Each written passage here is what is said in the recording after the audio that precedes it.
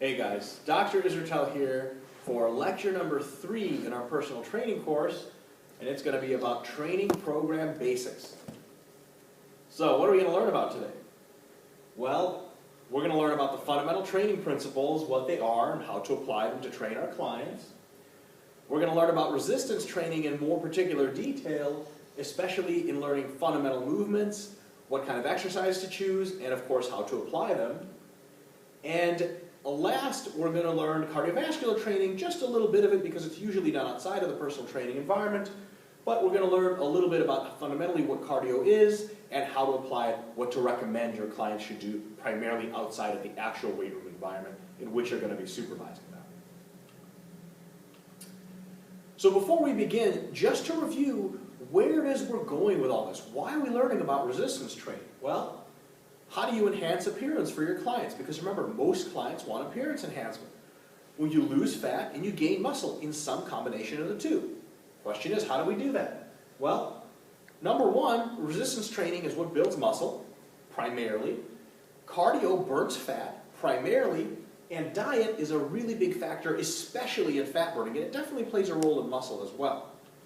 So over the next several lectures, these two in this one, and how to diet in its own lecture later, we're going to learn how to resistance train, how to do cardio, and then how to diet. And we're also apparently going to learn about a smiley face.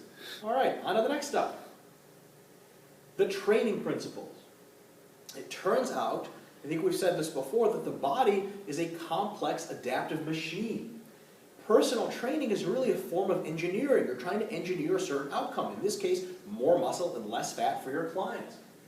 And complex systems are incredibly difficult to understand, but they're very much possible to simplify if you use principles.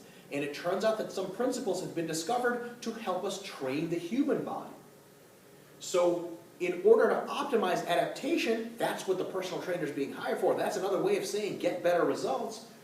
The training must reflect of how the body actually adapts, not how we want it to adapt. Yeah, I wish I could train my chest every single day, recover every single day, and grow the world's biggest chest in about 2 weeks. But the body doesn't work like that, so we have to be very interested in how the body actually works. So the training principles are sort of basic outlines of how the body adapts best to training. If we learn the training principles, they're sort of like a cheat sheet, a rule book, or a guide to allow us to program the best training we can program. If you use them in your approach, you will get better results. If you want the best results, that's going to help a whole lot. So the training principles aren't just some boring science we learn randomly, but they're really going to help your clients. It's the only reason we're learning. Because remember, the only reason we're taking this class is to help our clients get better results. Period, plain and simple. So, we have 5 training principles that are the very core, basic, required knowledge training principles when we're talking about training your clients. We're going to go through these 5. In a more advanced course, I go myself all the way up to 9 training principles, especially when you're training athletes. Some really tricky ones start to apply, but these 5 basics to where it's at. So without further ado, training principle number 1 is called SRA. These aren't necessarily in any order of importance. The top 5 are all very important. SRA stands for Stimulus, Recovery, and Adaptation. A quick definition for SRA is that adaptations are made during recovery, not during actual training. Muscle is grown mostly during recovery. Fat is burned throughout the day after you do your high-intensity cardio. It's definitely burned at that cardio session as well, but a lot of it is burned after. So particularly with weight training, almost all of the adaptations don't occur actually in training, they occur during rest.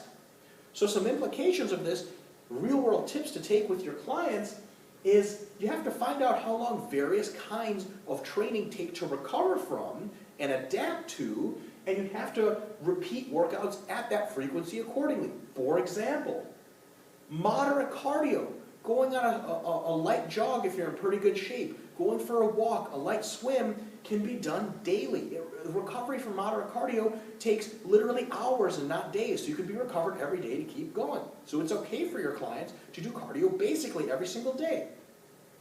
Moderate weights, if you do maybe whole body routines, nothing that really disrupts homeostasis or disrupts the body systems a ton, can be basically done every other day. 1 day of rest between weight training sessions, if you're not hitting it crazy hard, seems like it works fairly well.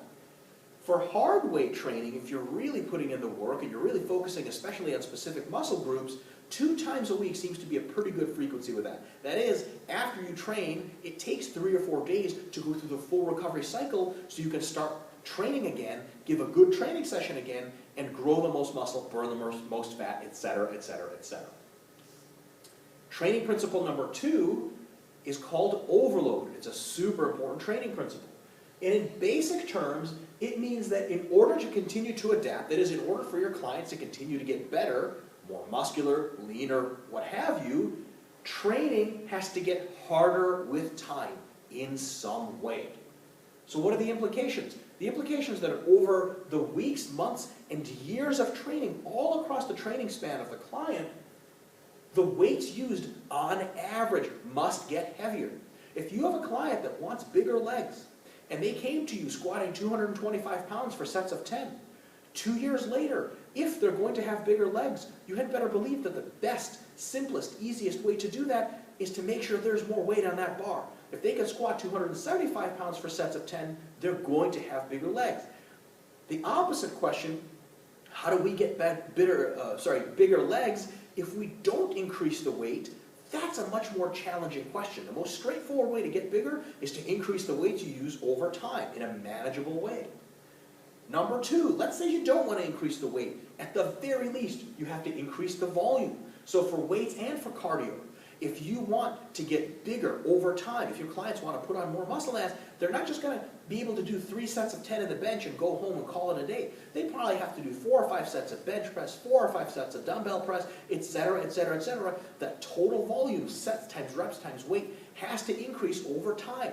The people in this world that train at the highest volumes in the weight room are professional bodybuilders, because for them to grow, they have to present such huge volumes to actually hit overload that they have to be in the gym for hours and hours and hours a day. There's no way around that. If you want to keep challenging the body, if you want to keep growing, you have to keep challenging the body. Doing what you did last month, last year just isn't good enough. How will you look if you did what you did last month, last year? Well, you're going to look like you did last month and last year, which isn't good enough. That's not why clients show up to you.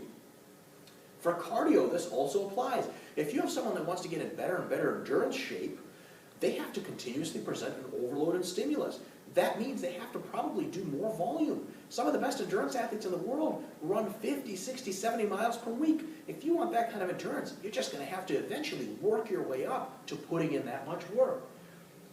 In addition to that, for cardio, running and swimming speeds probably should increase with time if you're interested in better endurance. You're going to have to push it. And this is kind of one of these no-nonsense principles that you might have to remind your clients about. Because remember, you're also there a little bit as a motivator. And then they'll say, oh, do we really have to do all these sets and reps today? And then you ask them the other question, do you really want to look like what you told me I want to look like today? Oh, okay, I guess you're right. So overload really keeps us in check. We have to keep challenging the physiology in an intelligent and measured way, not all at once. Over time, however, on average, you've got to keep pushing it. Weights have to get heavier, total volumes have to go up, and running speeds and swimming speeds, etc., have to marginally go up for your client to see better results. Training principle number 3 is known as specificity. And in simple terms, if you want to improve a specific system, you have to train that specific system. So what are the implications of that? It sounds really sciencey for now. Implications. If you have a client that wants to get more muscular versus a client that wants to have more endurance, you're going to have to train them differently. You're going to have to train different systems. It's baffling how many personal trainers, and I've seen this unfortunately too much myself, baffling how many personal trainers give all their clients the same routines. You come in, you do a little of this, a little of that, you get a pump, you get a burn, you get kicked in the butt, and you go home right out of the gym. That's it, that's a workout. No matter your goals, R1 workout's going to get you in great shape. Well, it just doesn't work like that. If you have a client that wants to get really jacked and really muscular, you're going to have to tailor that routine to them. If you want a client that wants a lot of endurance, you're going to have to tailor a much different routine. If you want a client that wants a little bit of both worlds, you're going to have to get really fancy. But specificity states that not all training is going to be the same. Now, another sub-principle of specificity is called directed adaptation, and it states the following, that if you want, or if your client wants to get really good at something, they're going to have to train that something over and over and over again. If you want big legs, you can train big legs with a bunch of different exercises and get a pretty good general size, just varying exercises up every now and again. However, if you want to increase your squat max, you had better be squatting, and often, not just every couple of weeks, over and over and over again. Every other workout at least should have some kind of good squatting in it, because that directs adaptation to exactly what we want. Here's another really good tip for that. If you have a client running a marathon and they ask you for tips on how to train, and they say, oh, I swim, I bike, and I run, I run twice a week, I swim twice a week, I bike twice a week, I got a marathon coming up in a month. Your very first words out of your mouth should be, well, you had better start running more and doing all the other stuff less. You know, a marathon coming up, and at last I checked, there's no fish tank or bicycle ride in the marathon, so they're going to be running the whole time. Specificity states that if you want to be good at something, you had better train that something over and over and over. So it's a very good tip to take with your clients. There's a dark side to specificity, or really kind of a cautionary tale. For all of these principles, this also applies. Every single principle should be applied in such a way as to not interfere with the application of others. So in this example, be careful of over-specifying at the expense of overload. For example, if you have a client that comes to see you and they want to improve their tennis swing, also they want to get fitter and leaner and more muscular, etc. But one thing they want to do is improve their tennis game. So you can say, oh, specificity, and you put them on some funky cable machine and you have them go through their tennis swing, right, to get their pecs stronger so that they can do better at their tennis swing. Well, the specificity is sort of high. Yeah, sure, it looks much more like a tennis swing, but the question you have to ask is, what are we trading off? And it turns out that the overload of some wimpy cable movement is so low, they're probably not going to get much stronger in their pecs. And then their tennis racket speed's not going to go up, and their ability to hit the ball hard is not going to go up, and they're not going to get much from the movement. So you've got to remember they're already playing tennis on their own time, so you don't need to worry about specificity a whole lot. You just need to make sure you make their pecs stronger. And then you have to ask the question, what's going to provide enough specificity, that is, the pecs are trained, and overload? And the answer to that's probably bench pressing, incline pressing, and dumbbell flies. You get somebody to have a big muscular chest that already knows how to play tennis, they're going to do really well at their swing. But if you over-specify, you start getting funky with the exercises, and you move away from overload, you start getting kind of the worst of both worlds. It's not specific enough to help the sport or whatever activity they want, and overload's been traded off. So whenever you apply specificity, don't forget about overload. It's always important, and so are the other training principles. Training principle number 4 is the mirror image of specificity. It's called variation. Variation basically says that in order to improve in the long term, you've got to alter your stimuli. You've got to change something that you do in training, because otherwise, whatever you've been doing encounters what's called adaptive resistance. Training any one system in a very similar way over and over and over again, that system will eventually stop adapting at the same rate. And it'll stop adapting slowly or stop adapting at all. And then what you have is you're kind of treading water. So if you want really big legs and you do squats and squats and squats and squats, and months later you're still doing squats for the same reps, same sets, and same everything, your body's so used to doing squats in the same exact fashion, it's really going to become resistant to growth. So you have to alter some things every now and again, just at that right time when your body becomes resistant. You change some stuff around, change the exercises, change the sets, change the reps, and new growth is stimulated. And of course, months later, you can go back to the old stuff, which is now new, because the body's essential memory for it has now lapsed, and what used to be old can now be a variation stimulus again. So some implications. Exercises should probably be rotated about every month. You've got a client who's going to focus on squats and leg presses for their legs one month, and then the next month, they can transition to doing front squats and maybe lunges, hitting the quads, still quads, but from slightly different angles, activating slightly different motor units, stressing the muscle differently, and that's going to produce better results in that next month. And then that third month, you can go back to the old exercises, and now they're new again. So you get growth and growth and growth. It never really becomes truly stale. Sets and reps should be rotated. Particularly, every now and again, every couple of months with your clients, you should get away from high repetition training. We're going to talk about rep ranges in a bit, and focus on low repetition training not focus on hypertrophy, not actually try to grow any muscle, try to make the muscle they have stronger. Mostly, what that does is it resensitizes the body's ability to grow muscle. Even the very act of growing muscle, never mind what exercises you choose, gets stale by itself. So every now and again, every 3 or 4 months or so, you got to take your clients away from focusing on growing muscle and just have them maintain their muscle, maybe make it a bit stronger. Then when you go back to doing sets of 7 to 15 reps or so back in that hypertrophy muscle growth range, that's going to be a new stimulus again, it's going to be shocking again, and you're going to be able to have more growth. If you're always trying for muscle growth, pretty soon even general muscle growth is something that's very difficult to do. There is such a thing as too much variation, and that's if it violates the directed adaptation principle. Remember I said if you want to get good at something, you got to do that something over and over, probably for about a month. Then you switch that something around. If you do something different every single time your clients come to the gym, then your body essentially doesn't know in which direction to adapt. And it probably won't make any super lasting changes. What you have to do is you essentially have to build a foundation, make lasting changes, then that form of training gets stale, you switch to another one, but because you focused on that form of training for so long, it's going to be retained for a very long time. If you alter exercises all the time, you get much less retention from each individual exercise. So you want your clients to experience variation, but also some building as well. So about every month is probably a good way to alter exercises. Lastly, training principle number 5, definitely not least, is fatigue management. Fatigue management, the definition is kind of more of a reality. It's that with weeks of hard training, each week you can't recover completely. If you're actually applying overload properly, you're not going to recover 100%, neither are your clients. So what's going to happen is that fatigue is going to accumulate over time and eventually become destructive. How is it going to become destructive? It's going to make the client's results poorer. It's going to make them have crappy energy in the gym. It's going to make them more prone to injury and a couple of other things. Over time, fatigue is not sustainable, so it has to be brought down. So what are the implications? Definitely rest days during the week are a must.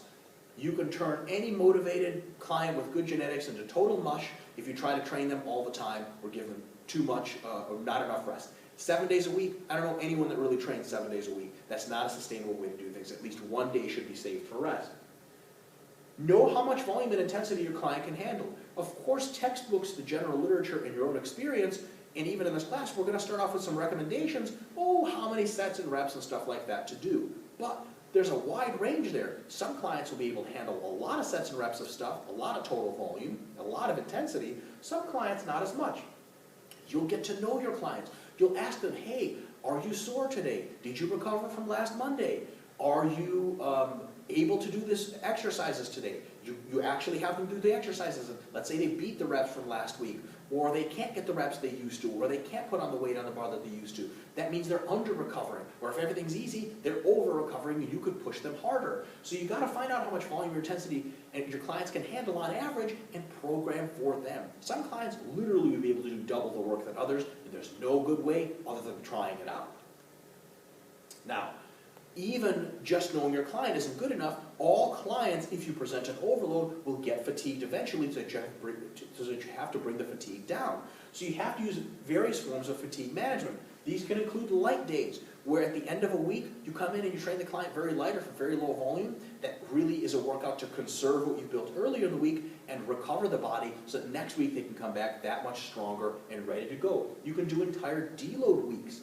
A deload week, and we'll talk about this later, is where you cut the intensity by half and the volume by about half. So you use half the weights and half the reps they usually do, and a whole week of that, the client will desperately want to train and feel completely recovered towards the end.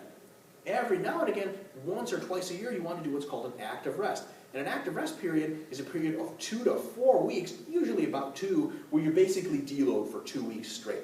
That really heals up all the tiny little injuries that client has accumulated, all the little wear and tear goes away, and they could do another, 6 to 12 months of really productive training right after that. So the training principles, really the only reason we're learning them is that if you use them in your routines that you built for your clients, you're going to get the best possible results for your clients, all other things being equal. If you don't use the training principles, and a lot of personal trainers don't, or they use some and not others, the client's results can be okay for a while. But remember, you're not in the business of providing okay results. You're in the business of providing the best results you can provide. Genetics of clients matter a lot. I'll tell you that for sure. Why am I saying this? Because you're going to go to some gym, or you're going to start personal training at some gym. We've all been in this situation before, and you see a personal trainer who you know for a fact has no idea what's going on. They're doing stupid movements, under-training their clients, or they're over-training their clients, or they're using weird machines that don't do anything but waste your time. And you think, how is their client in such good shape? A big part of that answer is genetics. Or their client's been training consistently for 10 years. You can get a lot of work done training a weird way for 10 years. So that new client you have is not going to be able to compete with those other clients with good genetics or a really long training history. So whenever you see people like, well, how come he's that jacked or she's that lean and they're doing really stupid stuff? Genetics and training history matter a whole lot. So don't get intimidated by this. The training principles still work, I promise. And if that client used them, they'd be even better off. In the long run, you want to give yourself all the advantages, which is why you want to use the training principle. All right, on to the specifics of resistance training. Let's get down into the nitty-gritty, how to actually train with weights. So first of all, what's the purpose of resistance training? One purpose can be to enhance strength for sport or for health itself, and we kind of touched on that before. Another purpose is to grow muscle. For health, muscle growth is very good for health, especially blood sugar control and things of that nature. It can be helpful for sport, but it really is helpful for appearance, and that's what our clients are really interested in most of the time. Remember, this isn't sport coaching, it's personal training. That's why in this class and in this discussion, we'll mostly be focused on appearance enhancement, because that's really what we're after. The only reason we're after is because that's really what our clients are after. That's what most people want. There's a lot of stuff done wrong here by various people in the industry, various personal trainers, mess this stuff up all the time. There's lots to learn, so let's get to it. First of all, exercises.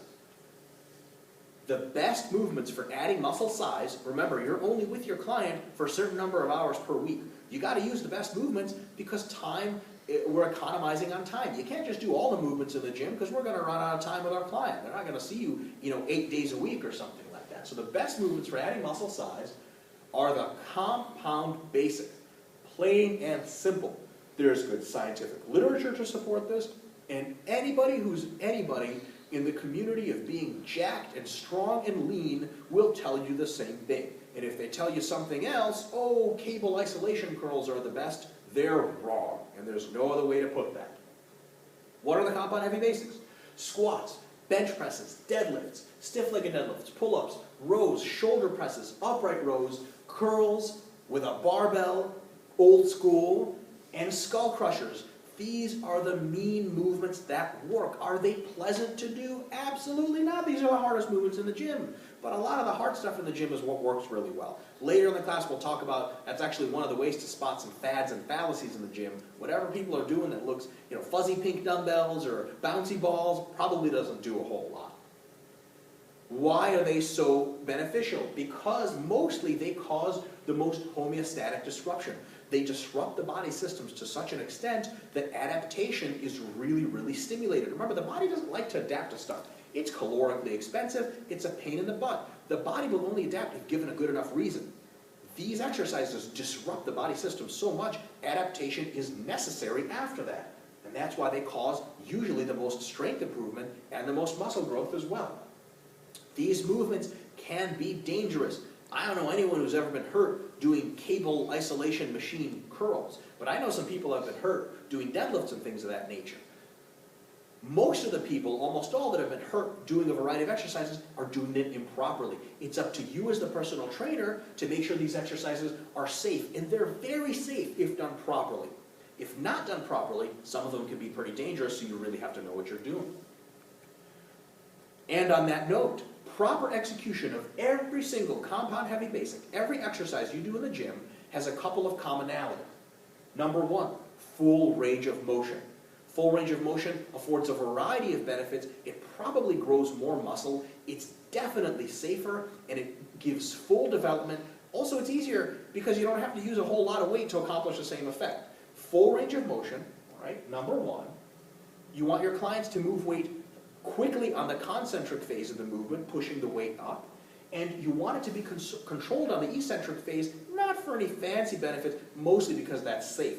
Dive bombing squats or just falling into a squat, it's a real good way to sort of commit attempted suicide, right? So you want your clients to control the weight on the way down and boost the weight up using all their motor units on the way up. And proper technique, each individual exercise has its own proper technique. And that we're going to discuss later, but for this lecture, we just have to remember these three things. Full range of motion, all right, that's number one. Control the weight, push it quickly on the concentric. We're not going to do real slow reps and waste our time. Control on the eccentric on the way down, and proper technique on all exercises. Never sacrifice technique, because if you want to sacrifice technique, you get two things. One, you don't get the results you want because you're no longer using the targeted muscles. And two, you get your clients hurt much more. Never sacrifice technique and do all these three things every single time. This is some stuff you're going to have to re-emphasize all the time to your clients because they'll forget it. And remember, it's easier to not do this than it is to do it. So there's always the temptation there to sacrifice technique. You have to be there as a personal trainer to make sure your clients don't do that. What about repetition ranges? How many sets and reps are we supposed to do? Well, let's figure it out. Optimal rep ranges have been calculated or sort of figured out for a variety of goals, and it really does depend on goals. This is the specificity principle right here. Maximal strength, being able to lift something once or twice, is best trained in the 1 to 3 rep range. General strength is best trained in the 4 to 6 repetition range. And size, kind of depending on the fiber type of the muscle and the individual, and this is why there's a broad range, probably between, about 7 and 15 repetitions. Now, under normal circumstances, for most people, in most situations, anything more than about 15 reps usually doesn't give us the bang for the buck that we want. There are ways and special techniques, occlusion training, supersets, etc., that you can go above 15 reps and get a good benefit, but most of your client's training time should be spent between 7 and 15 reps. Why? Well, because your clients want muscle size most of the time. They want body composition changes, more muscle, or at least more metabolic activity, which more muscle will definitely provide, and that's why you spend most of your repetition ranges with your clients in the 7 to 15 rep range. Basic strength will be utilized occasionally, remember we talked about earlier, to give the body a break from having to grow all the time and let it resensitize itself to that. But one thing I want to make really clear, 1 to 3 rep range is completely inappropriate for almost all personal training clients. There is one exception to that rule. They want a 1 repetition max, and they're very focused on it. And then, you might as well have them do a powerlifting competition too. It could be great, really motivating, a ton of fun, and then at the end of that process, maybe 4 weeks before the competition, you'll take them into 1 to 3 rep range. Every now and again, you'll see personal trainers having their clients max out for no earthly reason. I promise that doesn't grow much muscle mass. It doesn't accomplish a whole lot other than stroking your ego. If that's what you're into, great, but you might as well compete then. If your clients are competing in powerlifting, or if they're not really set on a 1 rep max, stay away from that 1 to 3 rep range because the injury risk goes up there, and all the other benefits, metabolic benefits, health benefits, general strength benefit, and especially muscle size, kind of go out the window with those low rep ranges. All right. Time for figuring out session structure. Okay, so we know some basics about how to train. What do we do when we show up with our clients to the gym? What do we do first? Well, it turns out every session in the weight room is going to have some commonalities. Number one is a general warm-up. We're going to talk really briefly about this. A general warm-up, your client shows up a little bit earlier than you do. You might still be training your other client that you have before. They get on the bike or the treadmill or the elliptical, and they go 5 to 10 minutes of light aerobic activity. That essentially warms up all the muscles and joints. It makes the movements that you're going to be doing with them safer, and it gets them ready to go. General warm-up, really straight. You can talk to your client if they show up at the time you do while they do it, or you can just let them do it by themselves. After that, we get into what's called a specific warm-up for your first exercise. So whatever exercise you have first, you have to warm up for that exercise. A specific warm-up for a squat, for example, is if you have a client squatting 200 pounds, you start with high repetitions and you drop the repetitions down as you get closer and closer to the weight. So for example, if you have a client that squats 200 pounds, you might have them do 45 pounds with the bar for a set of 10. They'll rest a couple minutes, then they'll do 95 pounds for a set of 5. Then they'll do 135 pounds or something like that, plate on a side, for a set of 2 to 3. Then they might do 185 pounds for a couple sets, and then they'll be ready to get into the actual workout itself. That number 3, that 185 pounds, is actually called a potentiation set. Potentiation sets is a type of warm-up, but that's when you use either the weight you're going to use on the actual bar for that first set itself, or maybe something a little lighter or heavier, generally about that weight that you're going to do for just a couple of reps. Why? You figure you have that weight on your back already, you might as well do all the 10 reps you planned on. Potentiation sets sort of awaken the nervous system a little bit more and allow the nervous system to perform its functions better, and it allows all the other sets after that to go much better. It's a last final form of warming up, and in this case we're not warming up the muscles anymore, we're warming up the nervous system. So before you let your clients handle their heavy weight, don't make a jump from 150 pounds all the way to 200 and just have them do 200 for sets of 10. If you do 150 for a set of 2 to 3, don't just have your clients do 200 for a set of 10. A better approach, just by a little bit, is having your clients get 200 pounds on their back of a squat, have them do 1 to 3 reps, rack it, rest 2 to 3 minutes, and then that weight's going to feel much more comfortable. They're going to be able to get their technique better, their nervous system's going to be much more active, and they're going to be able to do a much better job for you in those 2 to 4 sets or whatever you have actually with 200 pounds. Then you move on to your working sets for your first exercise. After you finish your first exercise, you potentiate for the next one. You don't actually have to re-warm up. Why? Because your clients are already warm, particularly if you're training the same muscle groups. So for example, if you have a client squatting and then they're going to leg press after, do you really have to warm up the quads after squats? Your quads are just about as warm as they're going to get. So if you have a client ready to leg press after squats, all you have to do is give them a potentiation set. So if they're leg pressing 300 and some odd pounds, you put them on the leg press with 300 some odd pounds, or maybe cut the difference and go to 200, have them do a couple of reps, get used to leg pressing, get the nervous system ready to exert itself in that pattern, give them 2 or 3 minutes of rest, and then they'll be ready to do all the work for you. Then when they move on to lunges, just get the feel for lunges with a potentiation set, and then do another set of work sets and lunges. So the warm-up, the long warm-up, the specific warm-up only has to be done for the first exercise. Generally speaking, that's a pretty good rule to follow. Now what about cool down? So we've gone through all these potentiation work sets and hey, we're done for the day, we're done training. We went all through 5 or 6 of our exercises and all the 4 or 5 sets of each one. So what do we do now? Do we cool down? The answer about a cool down is maybe. There's conflicting data from the research on that. What we find is that cool downs do help with recovery somewhat, but they might interfere with adaptation somewhat. And guess what? Your client's going to cool down walking downstairs and to the subway and to take the train home anyway. So a cool down, as a scientist and a scientifically minded person, I can't recommend that a cool down is mandatory. If you want to do a cool down, fine. There might be some good things about it, but there's definitely no convincing case. It's really up to you. All right. Another question, how many working sets do we do per session? So we know rep ranges, we know a lot of stuff. What about total number of sets per session? Can we just do like 50 sets, or can we just do 2 sets and go home? What's the right thing to do?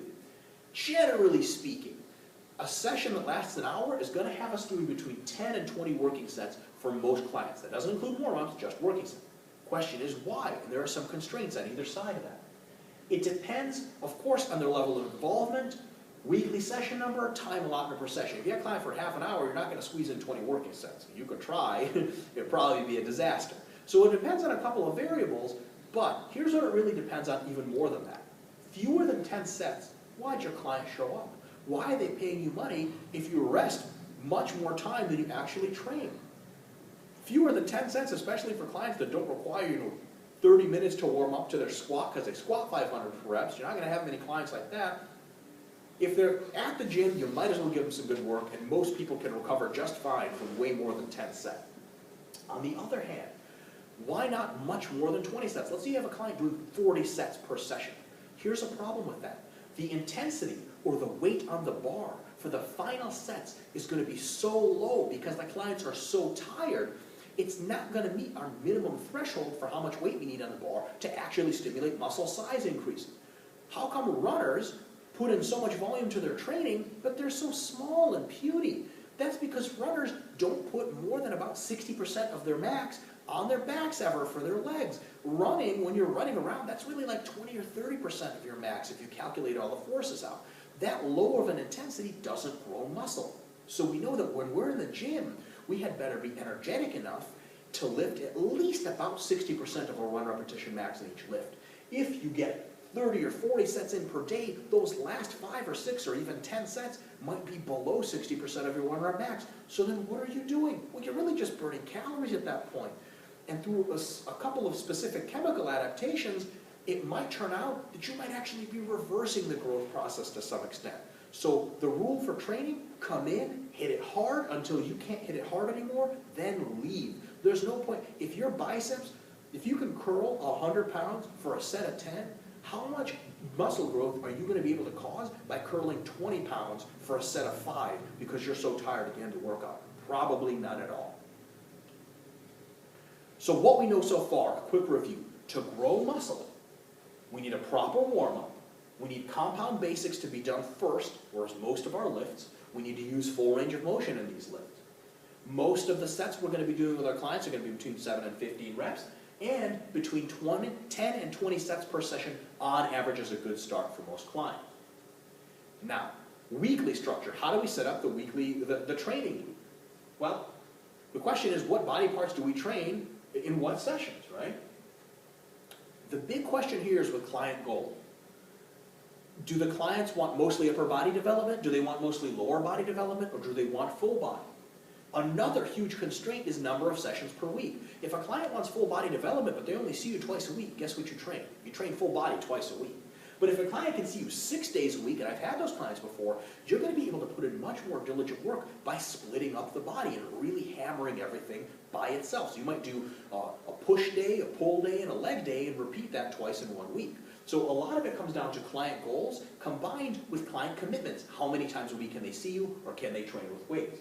So typical splits for full body, if they come in to see you twice a week, remember twice a week training is pretty good for hardcore weight training, you do full body Monday and Thursday, twice a week training. And remember, it's Monday and Thursday because of the SRA principle. Why don't we just do full body Monday and Tuesday?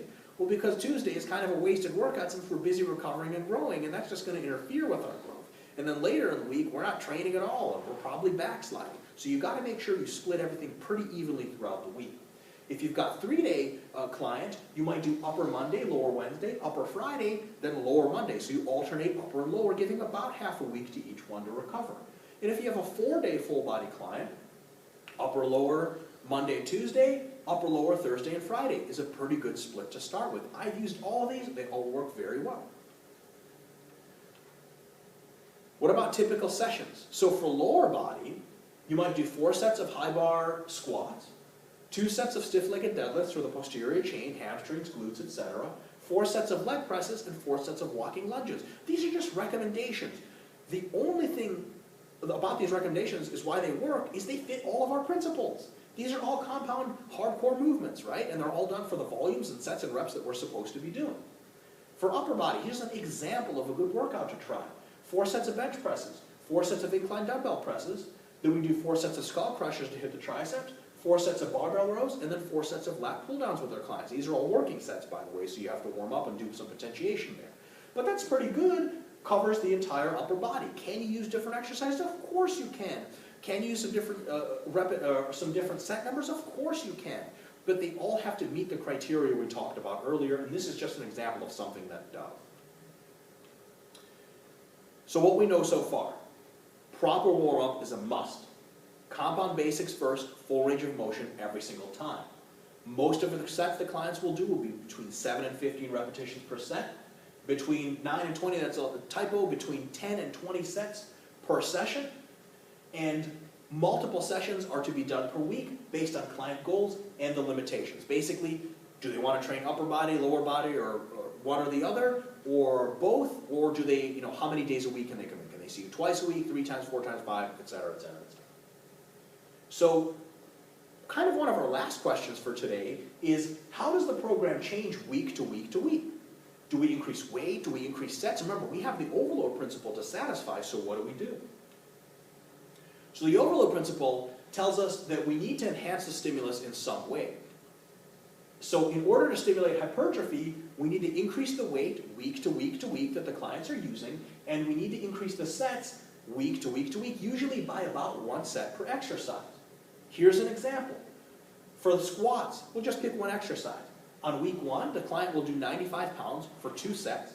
On week 2, they'll do 105 pounds for 3 sets. And on week 3, they'll do 115 pounds, up and weight a little bit, for 4 sets. Every single time, it's a bigger and bigger and bigger stimulus. So for increasing weight, how much do you increase weight by? Well, you want a large enough increase to make a difference. If you put half a pound on every single time the client comes in onto the bar, in 20 years, they might be a little bit stronger, right? So it's got to be big enough to make a difference and actually impact physiological systems, but small enough so that you can get the same repetitions as you did last week. Because remember, we want to stay in those repetition ranges. If you increase weight too fast, what's going to happen is your reps are going to go down so fast, your total volume is actually going to get lower. And since volume is such a big stimulator of hypertrophy, your client might grow less later than they did at first because you increased weight too quickly. So weight should increase slowly enough so that the client can keep getting the reps they got before. Now, you want to plan on the client hitting muscular failure or thereabout only in the last week of training before they deload. The question is, why? The answer is, failure is a really productive way to train. For one session, it grows a ton of muscle, and you can bust through a bunch of plateaus with it. But it generates so much fatigue that if you tried to come in next week and hit failure again, your sets or your reps would drop right off the map. It's not a sustainable way to train.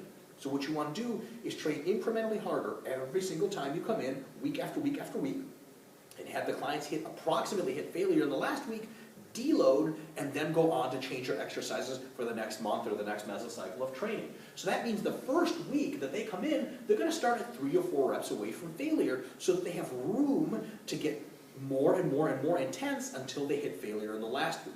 Hope that makes sense. So first week, one of your jobs is, of course, to teach good technique, be a good motivator, but also to make sure your clients don't push it too hard. If you push it too hard on the first week, you're not going to be able to sustain that 4 or 5 week effort. And guess how you grow? Do you grow by pushing it hard in the first week and then crapping away and not showing up the second week because you're too tired? Of course not. You grow by coming in week after week after week and challenging more and more and more until you hit your limit right before a deload. To do that, you got to start at about 3 or 4 reps away from failure. How do you judge that? That's up to you, the personal trainer. You should have lifted for long enough that you know what a struggle looks like. You know when a client has 3 or 4 reps left in them, and you know when a client has 1 or 2 or 0 reps left in them. So that's all you. So a general rule here, just to start you guys off, 5 to 10 pounds weight increases for low weight exercises, and about 10 to 20 pounds for high weight exercises. So you have something like a leg press in which the client's using 400 pounds, you can go up by 10 or 20 pounds. If it's lateral raises, you might even try going up by 2.5 pounds. And as far as increasing sets, you start with about 2 sets per exercise or something. It's a good start. And you increase for 2 to 3 weeks until you get to about 4 to 6 sets per exercise. That ramps up the volume every time, providing a great overload stimulus for muscle size or hypertrophy. All right. Now, fatigue management tells us a little bit about limits. This is where fatigue management comes in. So we can't keep increasing sets and weights for forever because the client eventually is just not going to be able to recover. High fatigue will stall progress, it'll cause injury. So every 4 or 5 weeks or so, you want to do what's called a deload week. And it's very, very simple recommendations here. The deload week will heal micro tears in the muscle and the tendons. It'll bring down fatigue. It'll resensitize the client to future growth and get them ready to make really good gains again. And it prepares the client for several more weeks of tough and productive training. If you take a deload, you're ready to hit it hard again. If you never take a deload, you just get really crappy results and you probably burn out. Easy recommendation for a deload, cut the client's sets and weight in half for 1 whole week. If you do that, almost everyone will recover completely. Now, some clients, you could deload a little less, some a little more, but this is a very good place to start. And for the purposes of this course and discussion, that's about as far as I'll get into it depth-wise.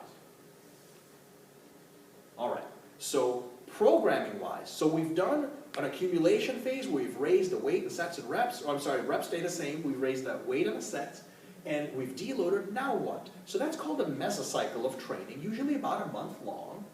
And variation tells us that our exercises that we're doing now, they're a bit stale. So after each mesocycle or about month of training, you want to choose a new set of exercises for your client with their goals in mind. You want to increase the weights and sets for 3 to 4 weeks. You want to deload and repeat. Voila! That's almost all of personal training right there.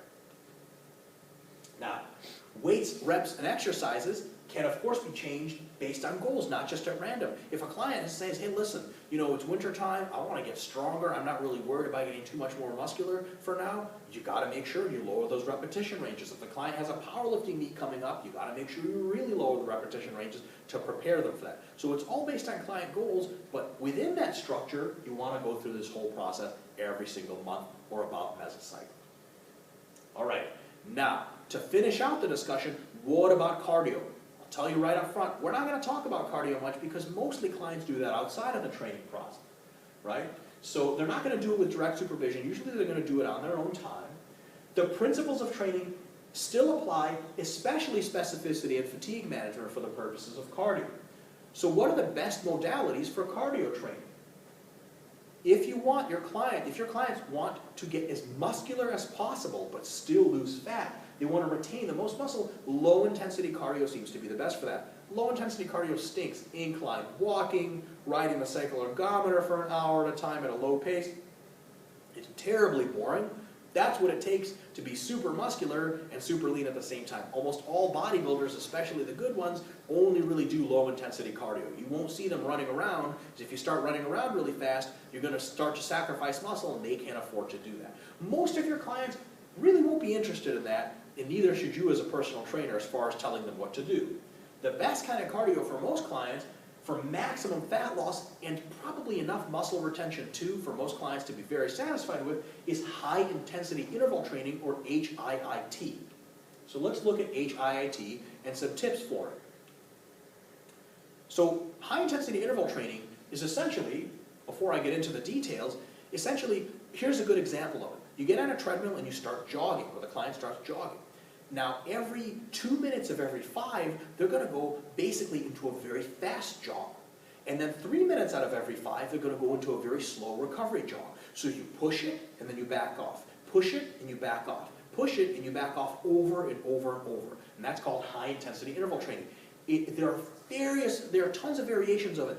All different sorts of modalities. You could swim, you could bike, you could run, you could use any piece of cardio equipment. You could do sprints and then stop, or you could jog a little faster, jog a little slower. All of these are good variations, but it's that interval modality of it that gets you an unbelievable workout. And not only does it burn calories during that time, just like low intensity cardio, first of all, high intensity interval training burns way more calories during the session. You can burn, a typical client who weighs 150 to 200 pounds can no problem burn 700 to 1,000 calories in an hour, hour and a half of cardio. And that's a crazy number of calories. But here's the even better news.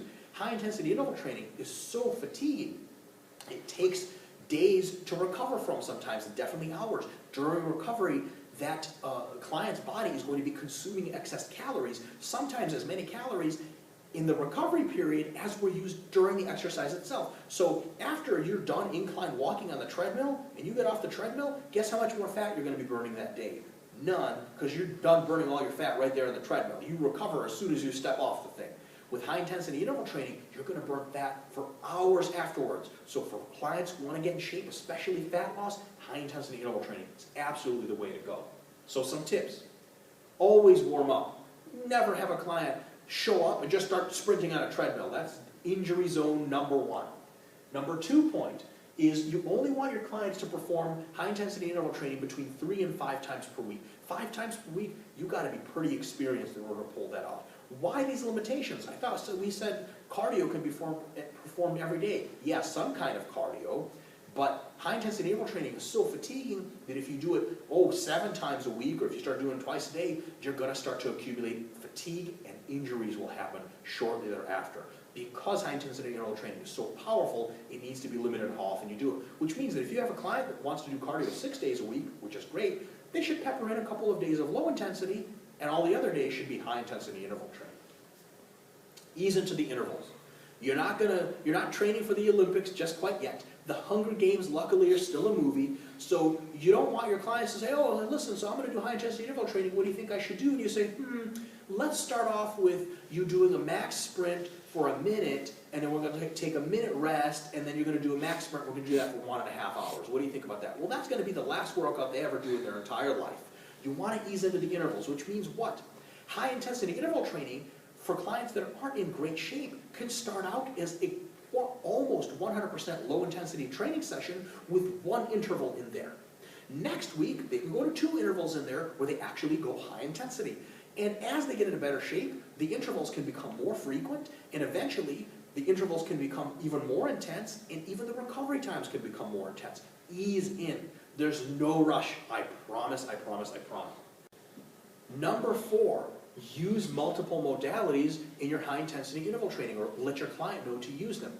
If you only run for your high-intensity interval training, you will run your ankles, knees, and hips clean off your body, all right? That's a pretty good way for no reason to enhance injury risk, especially if you're just recreationally training to get in shape. So encourage your clients to try to get out and do a bunch of different modalities.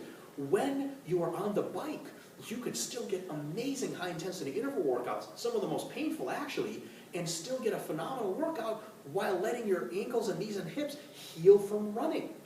Also, swimming, really low impact, but disastrously effective and super difficult. So if your clients do high-intensity interval trainings, let's say 5 times a week, they can swim once or twice, bike once or twice, run once or twice, excellent workouts, tons of fat burn every single time. But on the plus side, they don't ever overstress any one system, they stay safe, they stay healthy, and they get into better and better shape all the time. Number 5, practice fatigue management. Here's a really simple formula for fatigue management. During their deload week of weight training, you say no high-intensity interval trainings. You're going to do cardio, and it's all going to be low intensity. You show up, and you walk on the treadmill for 45 minutes at a 3-mile-an-hour pace, and you go home. Yeah, it stinks. Yeah, they feel like they're not really getting into better shape, and they're correct. They're not, but you got to take a break sometimes. If you do high-intensity interval training for months and months and months on end, eventually you're going to accumulate so many injuries, you're not going to be able to train at all. And what good is that going to do? Fatigue management is critical. And another facet of fatigue management is just monitoring how much volume you can handle at any one time. Talk to your clients. How are you feeling with this whole high-intensity interval cardio? And they say a number of things. They say, it's really easy and I can do more. I say, fine, let's put it another day. Or they say, man, it's hitting the spot really well. I feel like I'm recovering. I love the workouts. Or they say, look, I don't ever want to do cardio again. I am totally in the can. I have no idea what's going on. Everything hurts. You got to back off. Remember, the client can only do what they can do. They're not going to magically be able to recover and adapt twice the magnitude that you want them to. So make sure that fatigue management is practiced both in taking deloads and rest phases, and also in just setting that volume load to something they can recover from. Number 6, super duper important. As a personal trainer, this is mandatory. You must lift weights. You must be fit. You must be getting more fit all the time, hopefully, at least probably compared to your age group, and you must do everything you tell your clients to do. This is a #1 rule of personal training. Never ever ask your clients to do something you have not done, especially something, or at least something you haven't done for an extended period of time. Don't ask your clients to do high-intensity interval trainings in a swimming pool if you haven't tried that yourself. You will drown somebody, all right? On a serious note, make sure you have done these things before. Because you could say on paper, 5 days a week of high-intensity interval training running, that doesn't look that bad. I made the volume load calculations, it feels fine. But for the reality of the human condition, your client might literally just not be able to handle it, and maybe 95% of all other people can. When you read some article on the internet by some superstar high-intensity interval trainer person that says they do 5 days a week, why can't everybody else do it? Well, that's their career. That's what they're best at in this world. They're writing articles about it. So make sure you try it yourself and get a real-world human feel for what you're doing, and then you'll be able to say, all right, client, we're going to start you off at 2 days a week of high-intensity interval training because you and I, we're about the same size, we're bigger people, and I know for a fact you won't be able to handle it. Hey, worst comes to worst, they'll be like, hey, I handled it, and you'll go, great, let's do more. So make sure you have a realistic approach. Don't program anything you haven't done yourself. That goes along for everything, including weight training, not just cardio, and diet as well. That's all I've got for you guys for today. Nice and long lecture. See you next time for nutritional stuff.